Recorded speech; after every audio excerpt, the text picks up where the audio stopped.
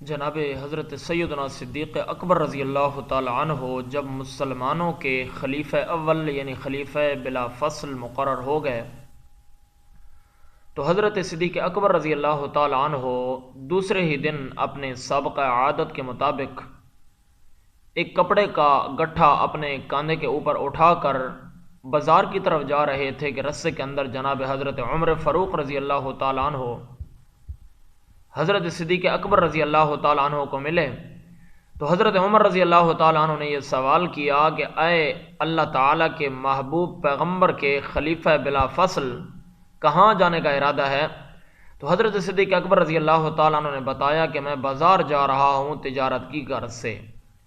تو حضرت عمر فاروق رضی اللہ تعالیٰ عنہ نے فرمایا کہ امیر المومنین اب تو چونکہ آپ خلیفہ بن چکے ہیں مسلمانوں کے، اب تو آپ کے اوپر خلافت کی ذمہ داری آ چکی ہے، اب تو آپ کا فرض بنتا ہے آپ مسجد نبوی کے اندر موجود رہیں، تو آپ تو وہاں جا رہے ہیں۔ تو صدیق اکبر رضی اللہ تعالیٰ عنہ نے فرمایا کہ اگر میں وہاں نہ جاؤں تو اگر تجارت نہ کروں تو پھر میں اپنے بچوں کو کھلاؤں گا کہاں سے؟ تو حضرت عمر رضی اللہ تعالیٰ عنہ جناب صدیق اکبر رضی اللہ تعالیٰ عنہ کو واپس لے آئے مسجد نبوی کے اندر، اور باقی صحابہ کرام کو بھی اکٹھا کیا اور مشورہ یہ طے ہوا کہ خلیفہ وقت امیر المومنین جناب حضرت سیدنا صدیق اکبر رضی اللہ تعالیٰ عنہ کا ایک معقول وظیفہ طے کرنا چاہیے اور مقرر ہونا چاہیے، تاکہ حضرت صدیق اکبر رضی اللہ تعالیٰ عنہ اپنی خلافت کی ذمہ داری بھی نبھاتے رہیں اور ان کے گھر کا بھی نظام چلتا رہے۔ تو حضرت ابو عبیدہ بن جراح رضی اللہ تعالیٰ عنہ اور باقی بھی بڑے بڑے صحابہ کرام نے یہ مشورہ طے ہوا کہ ضرور امیر المومنین کا وظیفہ مقرر ہونا چاہیے۔ یہ مشورہ ہو گیا، لیکن اب مقرر ہونا کتنا چاہیے اس کے متعلق کسی صحابی نے کیا رائے دی اور کسی نے کیا رائے دی، مگر حضرت صدیق اکبر رضی اللہ تعالیٰ عنہ بالآخر کھڑے ہوئے اور کھڑے ہو کر فرمانے لگے کہ اپنا وظیفہ میں خود مقرر کروں گا،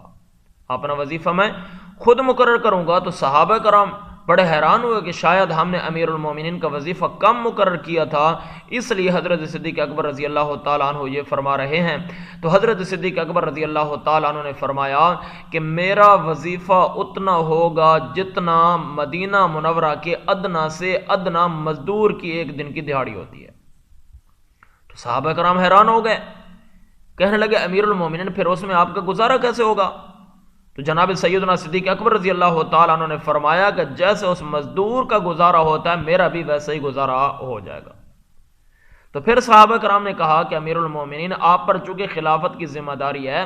آپ کا اب خرچ بڑھ جائے گا، آپ کا اتنے وظیفے میں تو گزارا ہونا مشکل ہے۔ تو صدیق اکبر رضی اللہ تعالیٰ نے فرمایا کہ میں دیکھوں گا اگر میرا گزارا نہیں ہو رہا تو پہلے میں مدینہ کے جو مزدور ہیں ان کا جو ہے نا یعنی دہاڑی بڑھاؤں گا، ان کی اجرت بڑھاؤں گا، اور اس کے بعد میں اپنا وظیفہ بڑھاؤں گا۔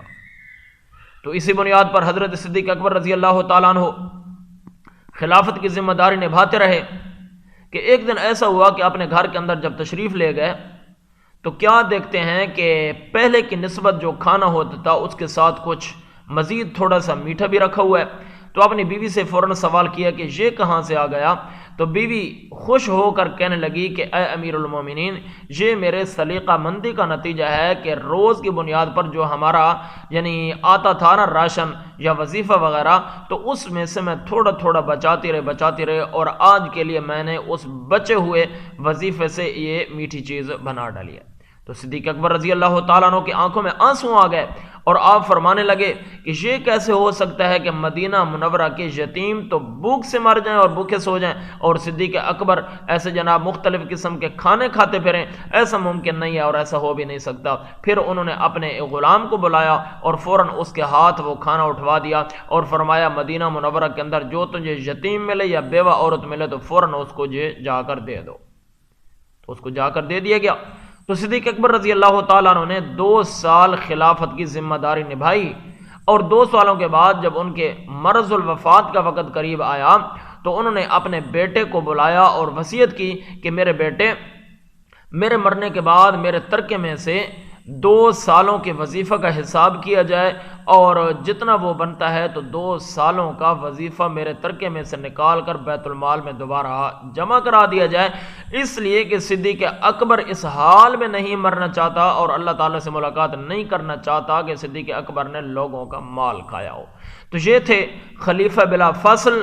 خلیفہ وقت۔ نبی کریم صلی اللہ علیہ وسلم کے بعد سب سے اول اور پہلے خلیفہ حضرت سیدنا صدیق اکبر رضی اللہ تعالیٰ عنہ کی سیرت طیبہ کہ اتنا انصاف کے بھرپور آدمی تھے اور عدل کرنے والے آدمی تھے کہ اپنا بھی اس طرح جناب تن من دھن جو ہے نا زبردست قسم کا اپنے آپ ہر قسم کی سختی برداشت کر کے بالآخر اپنے آپ کو بھی انصاف کے کٹہرے کے اندر موجود رکھا۔ تو اللہ تعالیٰ سے دعا ہے اللہ تعالیٰ ہم کو بھی ان حضرات کے نقش قدم پر چلنے کی توفیق عطا فرمائے۔ اقول قولی ھذا استغفر اللہ و اتوب الیہ۔